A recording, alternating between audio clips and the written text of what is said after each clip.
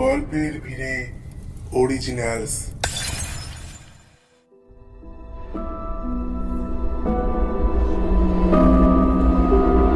গল্পের ভিড়ের আজকের নিবেদন অনিশ দেবের রচিত ভৌতিক কাহিনী ঠিক 10টায় ট্রেন এসেছিল।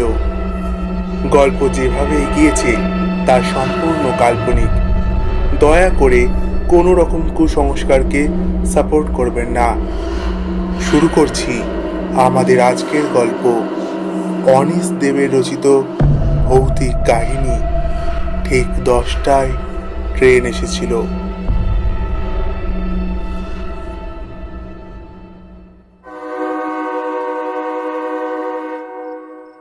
স্টেশনটার নাম সাতবহিনী। জীবনে এই প্রথম এরকম একটা স্টেশনের নাম শুনলাম। তবে তাতে কোনো অসুবিধা নেই, সেলসের লাইনে কাজ করি, নাম না জানা জায়গায় চষে বেড়ানোই আমাদের কাজ। সেসব জায়গায় জিনিস বিক্রি করার মধ্যেও একটা অন্যরকম মজা আছে। আমাদের কোম্পানি একটা অদ্ভুত যন্ত্র বের করেছে। যন্ত্রটার কাজ হলো মশা মাছি পোকা মাকড় তাড়ানো। দেখতে ছোট, অনেকটা সেলুলার ফোনের মতো, ভেতরে যত রাজ্যের ইলেকট্রনিক সার্কিট। তবে যন্ত্রটা কাজ করে আল্ট্রাসনিক নীতিতে, অর্থাৎ শব্দোত্তর তরঙ্গ তৈরি করে এমন কাণ্ড বাঁধিয়ে দেয় যে মশা মাছি পোকামাকড় সেই শব্দ শুনে পরিত্রাহী চিৎকার করতে করতে পালাতে থাকে। অথচ মানুষের কান সেই শব্দ মোটেই শুনতে পায় না। বিজ্ঞান আমি জানি না, বুঝিও না, কিন্তু যন্ত্রটা খদ্দেরকে গছাতে হলে তার ভেতরকার ব্যাপার স্যাপার সম্পর্কে খানিকটা অন্তত আইডিয়া থাকা দরকার। তাই ঠিক সেইটুকুই আমাদের কোম্পানির একজন ইঞ্জিনিয়ারের কাছ থেকে জেনে নিয়ে মোটামুটি মুখস্থ করে নিয়েছি। কোম্পানির সঙ্গে কথা ছিল গোমো বারডিহি আর ডেহেরি আনসন এই বেল্টটা আমি 2 সপ্তাহে কভার করব। মাইনে ছাড়াও আমাদের কমিশনের ব্যাপারটা বেশ অ্যাট্রাকটিভ। তাই যথেষ্ট উৎসাহ নিয়ে ট্যুরে বেরিয়ে পড়েছিলাম।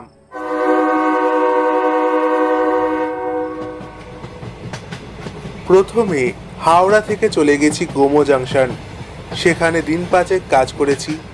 তারপর একদিন বিকেলে গোমো থেকে পাটনা হাতিয়া এক্সপ্রেস ধরে রাত 9টা সাড়ে 9টা নাগাদ পৌঁছে গেছি বারডিহি। বারডিহিতে বেশি যন্ত্র বিক্রি করতে পারিনি, কে জানে কপালটাই বোধহয় খারাপ ছিল। তাই দিন 3 পরই মন মরা অবস্থায় চড়ে বসেছি বারডিহি ডেহরি আনসন প্যাসেঞ্জারে। জায়গা দুটোর দূরত্ব মাত্র 140 কিলোমিটার, কিন্তু টিকটিক করে চলা গদাই লস্করি প্যাসেঞ্জার ট্রেন যে বেশ লেটে পৌঁছবে সেটা গোড়া থেকেই মালুম হয়েছিল। শীতের সময়, তাই ডালটনগঞ্জ পেরোতে না পেরোতেই বাইরেটা অন্ধকার হয়ে এলো। মাঠ ঘাট গমের ক্ষেত যা কিছু দেখছিলাম সব মুছে গেল। গাড়োয়া রোড জংশন পেরোতেই আমার একটু তন্দ্রা মতো এসেছিল। হঠাৎই কোমরে আটা পেঁজারটা পিপ পিপ করে বাঁশি বাজিয়ে আমাকে জাগিয়ে দিল। তাড়াহুড়ো করে যন্ত্রটা চোখের সামনে তুলে ধরতেই মেসেজটা চোখে পড়ল। হেডকোয়ার্টার থেকে নির্দেশ এসেছে এখনই বারডিহিতে ফিরে যেতে হবে। সেখানে একটা কোম্পানি জরুরি ভিত্তিতে 25 পিস পোকামাকড় তাড়ানোর যন্ত্র চাইছে। বারডিহির কাজ সেরে তারপর যেন আমি ডেহেরি আনসনে রওনা হই। ইলেকট্রনিক্স ক্রমেই বিরক্তিকর হয়ে উঠেছে। পেজার এবং সেলুলার ফোন তার জ্বলন্ত প্রমাণ। শীতের সন্ধেয় প্যাসেঞ্জার ট্রেনে যে একটু শান্তিতে ঝিমোবো তারও একটু উপায় নেই। কিন্তু বিরক্তির সঙ্গে সঙ্গে সামান্য প্রলোভনও উঁকি দিয়েছিল আমার মনে, কারণ 25 পিস যন্ত্র বিক্রির কমিশন নিতান্ত ফেলনা নয়। বারডিহিতে কোথায় যেতে হবে সেই হদিশও পাওয়া গেল পেজারে। এখন শুধু ট্রেন থামলেই নেমে পড়ার অপেক্ষা। কম্বল মুড়ি দেওয়া দেহাতি এক সঙ্গীকে বার তিনেক ডাকাডাকি করে তারপর জানতে পারলাম পরের স্টেশন সাতবহিনী। অগত্যা ট্রেন থামতেই হাড় কাঁপানো ঠান্ডায় নেমে পড়লাম সাতবহিনীতে। সাত বোনের কোনো কাহিনী থেকে এই স্টেশনের নাম রাখা হয়েছে কিনা কে জানে, তবে যেখানে আমি নামলাম তা স্টেশন না শ্মশান বোঝা দায়। আমার সঙ্গে একটা হাত ব্যাগ আর একটা বিশাল ভারী সুটকেস। সুটকেসে রয়েছে আমাদের তৈরি যন্ত্র ইনসেক্ট সেন্টিনেল, যাকে আমরা সংক্ষেপে আইএস বলি। শীতের ভারী বাতাসে করুণ হুইসেল বাজিয়ে ট্রেন ছেড়ে গেল। আমি একা দাঁড়িয়ে রইলাম কাঁকড় ছড়ানো নিচু প্ল্যাটফর্মে। এদিক ওদিক তাকিয়ে কাউকে দেখতে পেলাম না, শুধু কুয়াশা আর ঠান্ডা বাতাস আমাকে জড়িয়ে রইল। ভূতে আমার তিল মাত্র বিশ্বাস নেই। তাছাড়া ট্রাভেলিং সেলসম্যানদের ভূতের ভয় থাকলেও চলে না, কিন্তু স্বীকার করতে লজ্জা নেই। সাতবহিনীর প্ল্যাটফর্মে দাঁড়িয়ে চারপাশটা কেমন ভুতুরে ভুতুরে ঠেকছিল। প্ল্যাটফর্মে টিম টিম করে দুটো ন্যাড়া বাল্ব জ্বলছিল। দেখে মনে হচ্ছিল ওদেরও শীত করছে, আর কুয়াশার চাপে ওদের আলো বেশি দূর ঠিকরে যেতে পারছে না। সামনে পেছনে তাকালে গাঢ় আধার, তার ফাঁক ফোকরে কোথাও একটা কি দুটো আলোর ফুটকি, আর আকাশে অর্ধেক চাঁদ, তাকে ঘিরে সহচর কয়েকটি তারা। একটা অদ্ভুত ধরনের ডাক আমার কানে আসছিল, তবে ঝিঁঝি নয়, হয়তো অন্য কোনো পোকামাকড়। মাঝে মাঝে একটা কনকনে বাতাসের ঢেউ আমার জ্যাকেট সোয়েটারের অন্দরমহল পর্যন্ত ঢুকে পড়ে একেবারে কাঁপিয়ে দিচ্ছিল। প্ল্যাটফর্মের ওপরে খানিকটা দূরে একটা ছোট ঘর গোছের ব্যাপার চোখে পড়ল। বোধহয় স্টেশন মাস্টারের ঘর। সে যাই হোক, আগে ওখানে গিয়ে আশ্রয় নেওয়া দরকার, নইলে এই ঠান্ডায় নির্ঘাত স্ট্যাচু হয়ে যেতে হবে। সুটকেস আর ব্যাগ হাতে তুলে নিয়ে ঘরটার দিকে হাঁটা দিলাম। শীতের কামড়ে হাত পায়ের জোরগুলো প্রায় অকেজো হয়ে আসার জোগাড়। গায়ের জোরে নয়, স্রেফ মনের জোরে এগিয়ে চললাম। বারবার তেনজিং আর হিলারির কথা মনে পড়ছিল। মনে হচ্ছিল আমার চারপাশে বরফ পড়ছে। ঘরের কাছাকাছি প্রায় পৌঁছে গেছি। এমন সময় গাঢ় অন্ধকারের আড়াল থেকে একটা অদ্ভুত প্রাণী আমার সামনে এসে দাঁড়ালো। প্রাণী বলছি কারণ তার সারাটা শরীর কম্বল দিয়ে ঢাকা, অনেকটা কবন্ধের মতো, তবে মাথার কাছটায় সামান্য ফাঁক লক্ষ্য করলাম। সেই ফাঁকের ভেতরে দুটো চোখ স্পষ্ট জলজল করছে। আমি থমকে দাঁড়িয়ে পড়লাম। কে এই মানুষটা? কাহা যাওগে মহারাজ? জড়ানো ভারী গলায় কবন্ধ প্রশ্ন করল। আমি কোনো রকমে তাকেও বোঝালাম যে আমি বারডিহিতে ফিরতে চাই। তাতে জানতে পারলাম সকাল 7:15টার আগে কোনো ট্রেন নেই, কারণ ডেহরি আনসন বারডিহি প্যাসেঞ্জার ওই সময়েই সাতবাহিনীতে আসে। कोई बात नहीं, রাতটা মাস্টারজির কামরায় থেকে যান। আমি যেন সেই নিমন্ত্রণের অপেক্ষাতেই ছিলাম।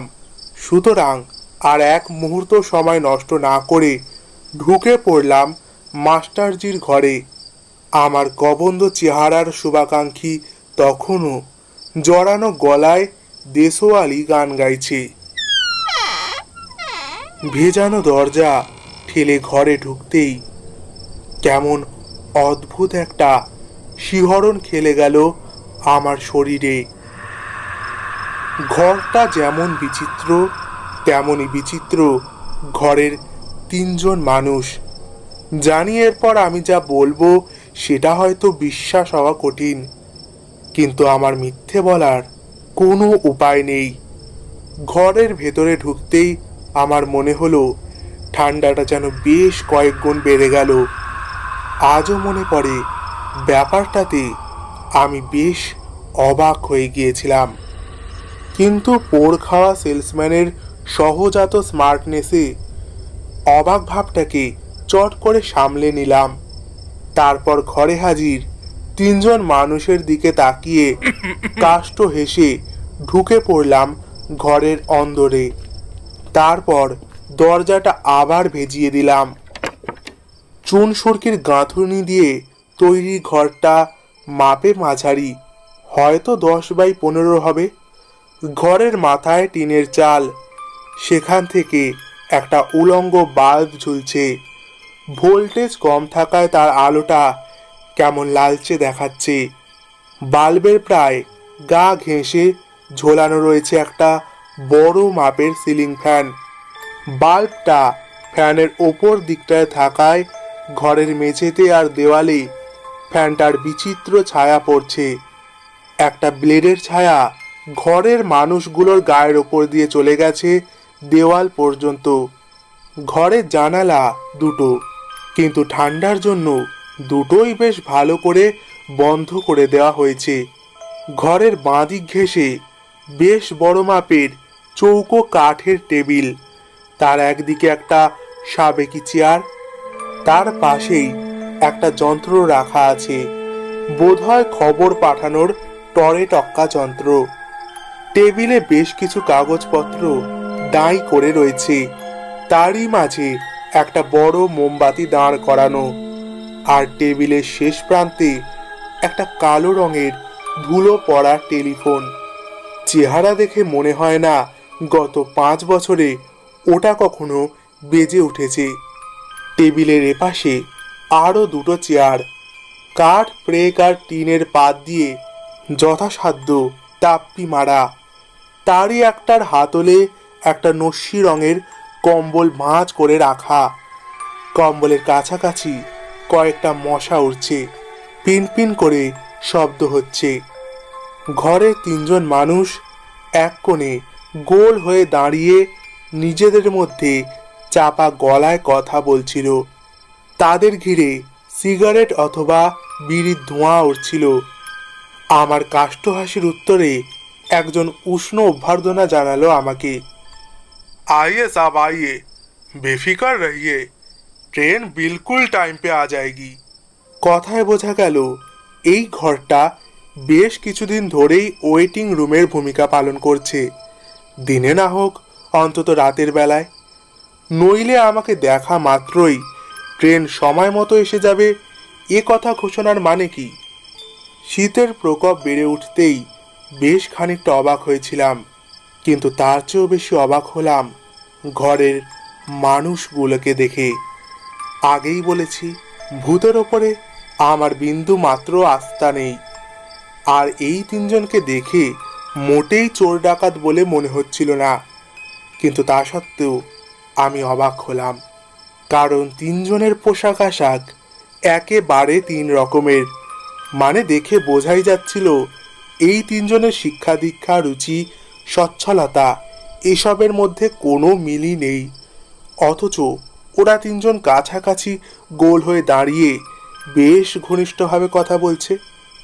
প্রথমজন, যিনি আমাকে অভ্যর্থনা জানিয়েছিলেন, হঠাৎই টেবিলের কাছে গিয়ে সাবেকি চেয়ারটায় বসে পড়লেন। অর্থাৎ তিনি বোধহয় মাস্টারজি।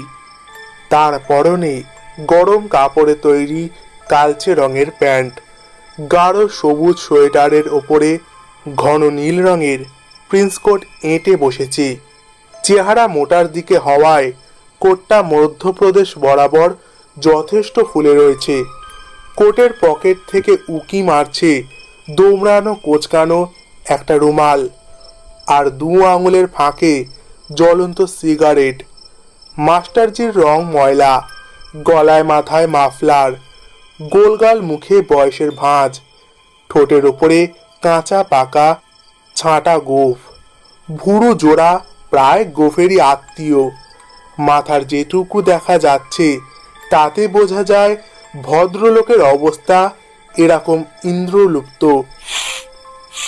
মাস্টারজি শব্দ করে নাক টানলেন কয়েকবার, তারপর পকেটের রুমাল দিয়ে নাকটিকে বাগিয়ে ধরে কষে ঝাড়া দিলেন দুবার।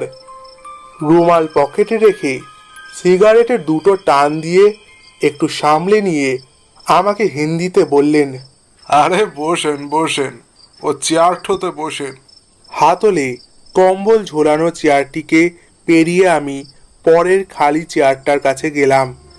হাতের সুটকেস ও ব্যাগ মেঝেতে নামিয়ে রেখে বসে পড়লাম চেয়ারে। প্রায় সঙ্গে সঙ্গেই ঠান্ডায় শিউরে উঠলাম। পাশের চেয়ারের কম্বলটা গায়ে দিতে ইচ্ছে করলো, কিন্তু কার না কার কম্বল গায়ে দেওয়া কি ঠিক হবে? এ কথা ভেবে চুপ করে রইলাম। ঠিক তখনই ঘরের বাকি দুজন মানুষ টেবিলের কাছে এসে দাঁড়ালো। আমার দুপাশে দুজন। বাল্বের আলোয় ওদের অদ্ভুত ছায়া পড়ছে টেবিলে ও মেঝেতে। একজনের চেহারা নিতান্তই কুলি কামিন গোছের, গায়ের জামা কাপড়ও সেই রকম, মোটা সোটা কুচকুচে কালো রং, চোখ লালছে, গা থেকে কেমন একটা বোটকা গন্ধ বেরোচ্ছে। দু আঙুলে টিপে ধরা একটা বিড়িতে শেষ টান দিয়ে সেটা ছুঁড়ে ফেলে দিল মেঝেতে। কিন্তু তৃতীয় জনের চেহারা আর পোশাক তাক লাগিয়ে দেওয়ার মতো। ফর্সা সুন্দর মুখে আভিজাত্যের ছাপ, পরিষ্কার করে দাড়ি গোঁফ কামানো, বয়স 35-36 হবে। পরনে হালকা ছাই রঙের 3 পিস স্যুট, গলায় টাই, চোখে রিমলেস চশমা। ভদ্রলোকের ডান হাতের মধ্যমা আর অনামিকায় সোনা বাঁধানো দুটো পাথরের আংটি, আর কপালের বাঁদিকে একটা বড় লালচে তিল। চেয়ারে বসে খানিকটা স্বস্তি পেয়েছিলাম, তবে শীত একটুও কমেনি। তার উপর এই অদ্ভুত ঘরে এই তিনজন মানুষের জোট আমাকে হতবাক করে দিয়েছে। কিন্তু উপায় কি? রাতটা চারজন মিলেই কাটাতে হবে। সিগারেটের তেষ্টা পাওয়ায় একটা সিগারেট বের করে লাইটার জেলে ধরলাম। সিগারেটে শুকটান দিয়ে কিছুক্ষণ চুপচাপ কেটে যাওয়ার পর কি বলবো ভাবছি, এমন সময় মাস্টারজি আমাকে বিপদ থেকে বাঁচালেন। আপনাকে দেখে সেলসম্যান বলে মনে হচ্ছে। আশ্চর্য ব্যাপার তো, কি করে উনি বুঝলেন যে আমি সেলসম্যান? এই 5 বছরে সেলসে চাকরি করে আমার চেহারায় কি সেলসম্যানের মতো স্পষ্ট ছাপ পড়ে গেছে? সেরকম কোনো ছাপ আবার হয় নাকি? আমার অবাক ভাব দেখে চাপা হাসলেন মাস্টারজি। ছোট হয়ে আসা সিগারেটটা টেবিলে রাখা একটা ভাঙা অ্যাস্ট্রেতে গুঁজে দিয়ে তিনি বললেন, অবাক হওয়ার কিছু না আছে। প্যাসেঞ্জার দেখে দেখে আমার চোখ একেবারে এক্সপার্ট হয়ে গেছে। তা কি বিক্রি করেন আপনি? আমি এবার একটু উৎসাহ পেলাম। মাস্টারজিকে ইনসেক্ট সেন্টিনেলের কথা বললাম। ভাবলাম, যাকগে, আমার যন্ত্রের গুণপনা জাহির করেই ঘন্টা 3-4 কাটিয়ে দেওয়ার চেষ্টা করব। কিন্তু তার আগেই আমার বাঁ দিকে দাঁড়ানো স্যুট পরা ভদ্রলোক ধপ করে বসে পড়লেন দ্বিতীয় খালি চেয়ারটায়। সামান্য হেসে বললেন, আমি একসময় এই লাইনেই ছিলাম। সোলার ল্যান্টার্ন বিক্রি করতাম, মানে সৌর লণ্ঠন। আপনি হয়তো নাম শুনে থাকবেন, চ্যাম্পিয়ন ব্র্যান্ড সোলার ল্যান্টার্ন। নাম না শুনে থাকলেও আমি সৌজন্য দেখিয়ে ঘাড় নাড়লাম। ওকে একটা সিগারেট অফার করতেই মাথা নেড়ে না বললেন।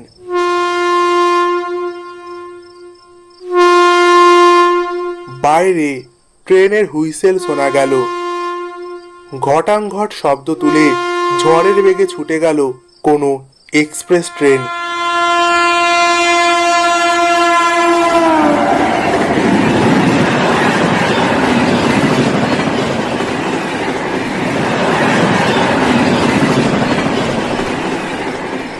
ঘরটা থরথর করে সামান্য কেঁপে উঠল।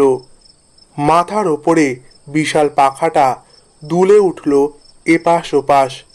তার ব্লেডের ছায়া ঘরের মেঝেতে জীবন্ত প্রাণীর মতো নড়তে লাগলো। ট্রেনের হুইসেল শোনা গেল আবার, আর তার ছুটে যাওয়ার শব্দ মিলিয়ে গেল ধীরে ধীরে।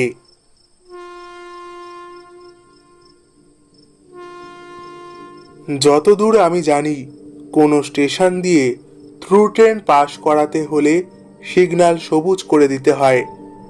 মাস্টারজি তো আমাদের সঙ্গে বসে আছেন, তাহলে সিগন্যালের কাজটা করলো কে?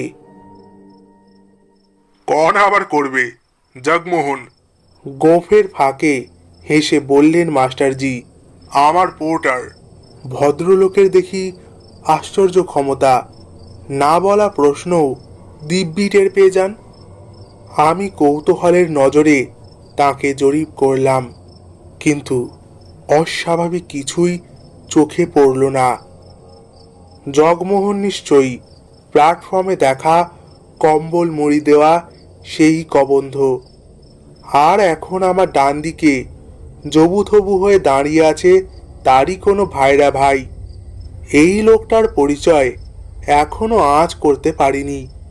প্রায় সঙ্গে সঙ্গেই হেঁচকি তুললেন মাস্টারজি।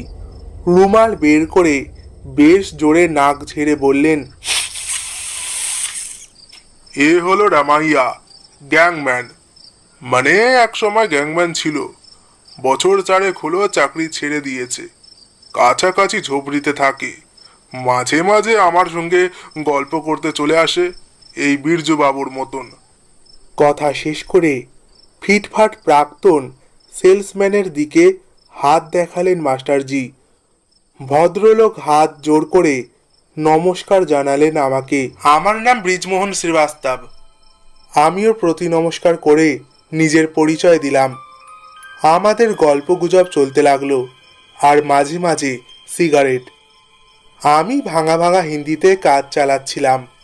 শুধু রামাইয়া নীরব শ্রোতা হয়ে দাঁড়িয়ে রইল। ওর কম্বল ঘিরে মশার দল পিন পিন করে উড়ছে, কিন্তু তাতে ওর কোনো ভ্রুক্ষেপ নেই।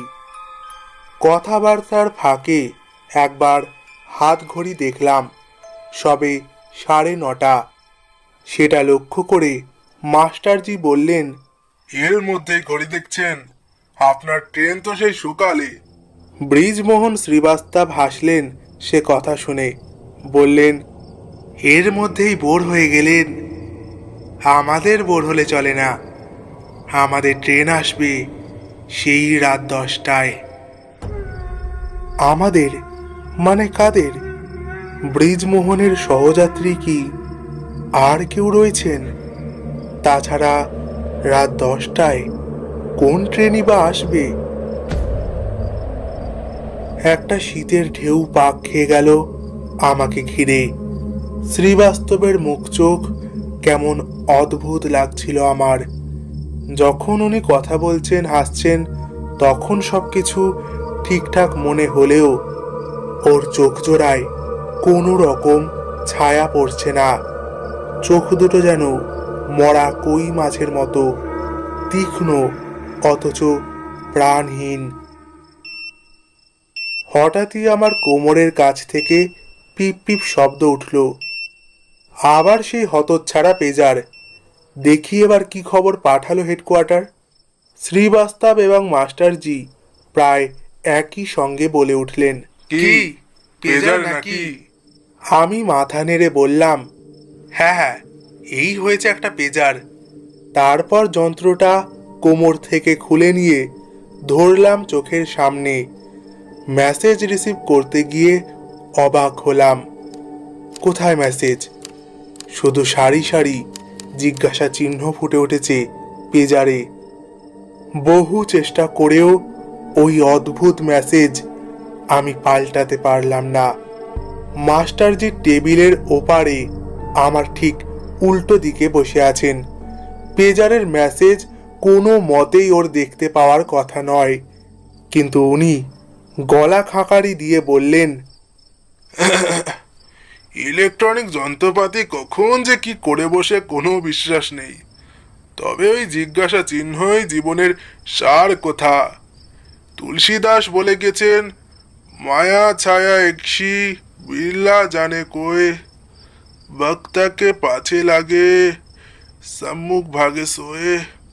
মানে মায়া ছায়া একই, সম্ভোগ না জানে কই। শেষটা উনি বিড়বিড় করে কি যে বললেন কিছুই বুঝতে পারলাম না। অবশেষে ক্ষান্ত হয়ে পেজারটা আবার গুঁজে রাখলাম কোমরে। রামাইয়া ফোঁস করে একটা দীর্ঘশ্বাস ফেলল। বোটকা গন্ধটা আমার নাকে এসে ঝাপটা মারল। আমার গা গুলিয়ে উঠল। অথচ বাকি দুজন দিব্যি নির্বিকার। ওদের দেখে মনে হচ্ছে ওরা যেন কোনো একটা ঘটনার জন্য অপেক্ষা করছেন, ট্রেনের জন্য নয়। অবশ্য মাস্টারজি ট্রেন ধরার কথাও নয়। শ্রীবাস্তব হাত নেড়ে মশা তাড়ানোর চেষ্টা করে বললেন, মশার চেয়ে বিরক্তিকর আর কিছুই নেই। গায়ে কামড় না বসিয়েও যদি আশেপাশে ওড়ে তাহলে বিচ্ছিরি লাগে। আমি আবার একটা ছুতো পেয়ে একেবারে পাক্কা সেলসম্যানের ক্ষিপ্র গায়ে ঝাঁপিয়ে পড়লাম। ঝুঁকে পড়ে সুটকেস খুলে একটা যন্ত্র বের করে নিলাম। কে বলতে পারে যন্ত্রটা দেখে শুনে মাস্টারজি আর শ্রীবাস্তব হয়তো একটা করে কিনে ফেলতে পারেন। তাছাড়া কোম্পানির প্রচারও তো খানিকটা হবেই।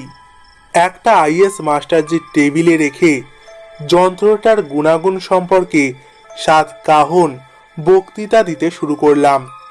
মাস্টারজিকে 3 নম্বর সিগারেট অফার করে বললাম, যন্ত্রটা চালু করলেই এর অ্যাকশন দেখতে পাবেন। এ ঘরের সবকটা মশা পালিয়ে গিয়ে একেবারে রেল লাইনে গিয়ে শেল্টার নেবে। মাস্টারজি সিগারেটের ধোঁয়া ছেড়ে বার কয়েক নাক টানলেন। ব্রিজমোহন শ্রীবাস্তবের সঙ্গে তার চোখাচোখি হলো। লক্ষ্য করলাম ওদের দুজনের চোখেই কৌতুক। সেটা আমার আইএসের প্রতি তাচ্ছিল্য কিনা বুঝতে পারলাম না। মাস্টারজি বিড়বিড় করে বললেন, মশার জন্য আমাদের খুব একটা অসুবিধা হয় না, তবুও আপনি যখন বলছেন তখন চালু করেন। শীত ভুলে গিয়ে আমি যন্ত্রটাকে ঘরের সুইচ বোর্ডের কাছে নিয়ে গেলাম। প্লাগ পয়েন্টে মেন কর্ডের প্লাগটা গুঁজে দিয়ে যন্ত্রটাকে বসিয়ে দিলাম মেঝেতে। তারপর মাস্টারজি আর শ্রীবাস্তবের দিকে অহংকারী ম্যাজিশিয়ানের ভঙ্গিতে তাকালাম। এইবার হাত দুটো শব্দ করে ঝেড়ে নিয়ে একটু হেসে আইএসের সুইচ অন করে দিলাম। বিপর্যয়টা শুরু হলো সঙ্গে সঙ্গেই। আল্ট্রাসনিক প্রকোপে পিনপিন করে ওরা মশাগুলো যথারীতি পালাতে শুরু করলো ঠিকই, তবে বাকি 3 জন মানুষও অদ্ভুত আচরণ শুরু করে দিল। জ্বলন্ত সিগারেট ছুঁড়ে ফেলে দিয়ে মাস্টারজি তড়াক করে চেয়ার ছেড়ে লাফিয়ে উঠলেন। দুকানে আঙুল ঠেসে ধরে মুখ বিকৃত করে চিৎকার করে উঠলেন, বন্ধ कीजिए साहब, बंद कीजिए, उस शैतान मशीन को बंद कीजिए। শ্রীবাস্তবের আভিজাত্য তখন কোথায় উবে গেছে। দুকানে হাত চেপে লাফিয়ে উঠছেন তিনিও, আর জড়ানো স্বরে চিৎকার করে কি সব বলছিলেন। বন্ধ করুন এই মেশিনটাকে, বন্ধ করুন। রামাইয়া পাগলা কুকুরের মতো দাপাদাপি করে ঘরময় দৌড়াতে শুরু করে দিয়েছে। মাঝে মাঝে লাফিয়ে উঠছে শূন্যে। সব মিলিয়ে সে এক বিভৎস অবস্থা। অবাক ভাবটা কোনো রকমে কাটিয়ে উঠে আমি চট করে আইএসের সুইচটা অফ করে দিলাম। যন্ত্রটায় তো এমন কোনো গোলমাল নেই যাতে আল্ট্রাসনিকে মানুষের কোনো অসুবিধা হবে। তাছাড়া আমার তো কিছু হয়নি। তাহলে এই 3 জন মানুষ এরকম অদ্ভুত আচরণ করলো কেন? মাস্টারজি আবার নিজের চেয়ারে বসে পড়েছেন। মাথা ঝুঁকিয়ে বড় বড় শ্বাস ফেলছেন। শ্রীবাস্তব একটা চেয়ারের পিঠে হাত রেখে একরকম যেন ধুকছেন। আর রামাইয়া ঘরের মেঝেতে বসে মাথা ঝাঁকাচ্ছে আর মাঝে মাঝে ভয়ার্ত চোখে একটু দূরে রাখা যন্ত্রটার দিকে দেখছে। আমি খুব অপ্রস্তুত অবস্থায় পড়লাম। কি বলবো কি করব ঠিক বুঝে উঠতে পারছিলাম না। এমন সময় বহু দূর থেকে কোনো ট্রেনের হুইসেল শোনা গেল। হুইসেলের শব্দটা অনেকটা আর্ত চিৎকারের মতো শোনালো। আর ঠিক তখনই ঘরের সিলিং পাখাটা প্রতিকায় পেন্ডুলামের মতো ধীরে ধীরে দুলতে শুরু করলো। শ্রীবাস্তব উদ্ভ্রান্ত চোখে তাকালো মাস্টারজির দিকে। ট্রেন আসছে, আমাদের ট্রেন। মাস্টারজি চেয়ার ছেড়ে উঠে দাঁড়ালেন। সোয়েটার কোট টেনে টুনে ঠিকঠাক করে নিলেন, যেন এখনই কোথাও বেরোবেন। আর রামাইয়া তার ক্লান্ত দেহটাকে ভাঁজ ভেঙে কোনো রকমে দাঁড় করালো। আমি ঘড়ি দেখলাম, রাত 10টা হতে কয়েক সেকেন্ড বাকি। ট্রেনটা ছুটে আসার শব্দ পাওয়া যাচ্ছিল, কিন্তু তার ছোটার গতি বিন্দু মাত্র কমছে বলে আমার মনে হলো না। এরপর যা হলো তা কি করে আমি সইতে পেরেছি জানি না। রামাইয়া এক ভয়ঙ্কর চিৎকার করে উঠল। চোখের পলকে ওর মুখ মাথা ছিন্ন ভিন্ন তরমুজের মতো ফেটে চৌচির হয়ে রক্ত ছিটকে গেল চারপাশে। অথচ ওর কবন্ধ দেহটা তখনও সোজা হয়ে দাঁড়িয়ে। আমার হাত পা থরথর করে কাঁপতে লাগলো। নিজের চোখের ওপর বিশ্বাস করতে পারছিলাম না। তখনও জানি না এরকম অবিশ্বাস্য ঘটনা আরো ঘটবে। রামাইয়ার পর শ্রীবাস্তবের পালা। ওর চিৎকারটা অনেকটা ঘাড় মটকে দেওয়া মুরগির মতো শোনালো, আর পাটকাঠি ভাঙার মতো মরমর শব্দ হয়ে ওর পেটের ওপর আড়াআড়ি তৈরি হয়ে গেল বিভৎস ক্ষত চিহ্ন। সুন্দর পোশাক আশাক রক্তে ভেসে গেল। প্যান্ট বেয়ে রক্তের ঢল গড়িয়ে পড়তে লাগলো মেঝেতে। সেই অবস্থাতেই এক ভয়ঙ্কর উল্লাস ফুটে উঠল শ্রীবাস্তবের চোখে মুখে। ট্রেন এসে গেছে, রাত 10টার ট্রেন। মাস্টারজি উন্মাদের হাসি হাসলেন। হাসতে হাসতে তার মাফলার জড়ানো গলাটা ফাঁক হয়ে গেল। মাথাটা ঝাঁকুনি দিয়ে ঘুরে গেল উল্টো দিকে, কিন্তু বাকি দেহটা সোজাসুজি আমার মুখোমুখি অ্যাটেনশনের ভঙ্গিতে দাঁড়ানো। রক্ত ছড়িয়ে পড়ছিল টেবিলে, টেবিলের কাগজে। কোটের রং গাঢ় নীল হওয়ায় রক্তের দাগ তেমন করে বোঝা যাচ্ছিল না। ওই অবস্থাতেই মাস্টারজি কোটের পকেট থেকে রুমাল বের করে নাক ঝাড়লেন। সিলিং পাখাটা এখন আরো জোরে দুলছে।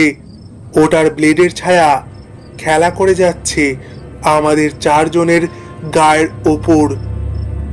শ্রীবাস্তব তাড়া দিলেন মাস্টারজিকে।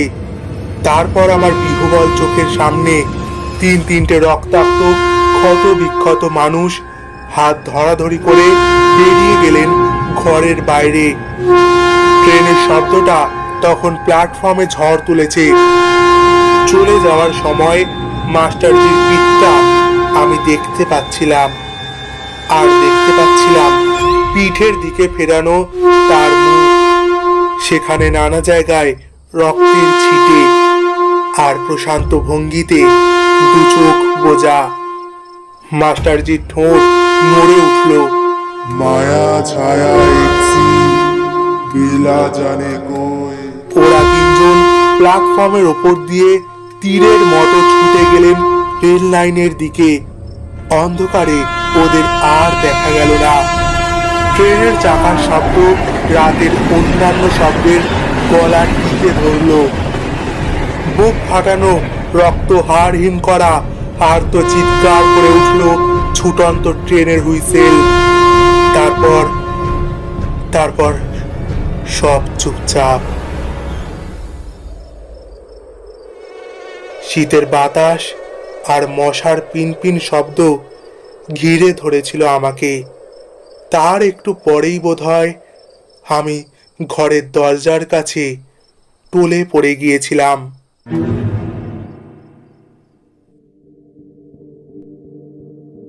পরের দিন বারডিহি ট্রেনে যখন উঠলাম তখনও আমি পুরোপুরি সুস্থ হইনি। পোর্টার জগমোহন আমাকে ট্রেনে তুলে দিয়েছিল। ওর কাছেই শুনেছি রাত 10টার ওই এক্সপ্রেস ট্রেনের তলায় গত 5 বছরে 3 জন সুইসাইড করেছে। মাস্টারজি, ব্রিজমোহন শ্রীবাস্তব আর রামাইয়া।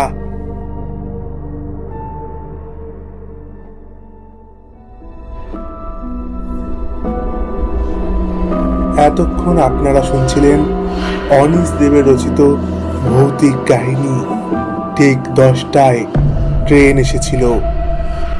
পরবর্তী গল্প শুনতে আমাদের চ্যানেলটিকে সাবস্ক্রাইব করতে ভুলবেন না এবং আমাদের ফেসবুক পেজটিকে ফলো করতে নিচের ডেসক্রিপশন বক্সে দেওয়া লিঙ্কটিকে ক্লিক করুন। এরকমই রোমাঞ্চকর গল্প নিয়ে ফিরে আসব আগামী সপ্তাহে। ততক্ষণ ভালো থাকুন এবং শুনতে থাকুন গল্পের ভিড়ে, আমার ও আপনার গল্পের ঠিকানা।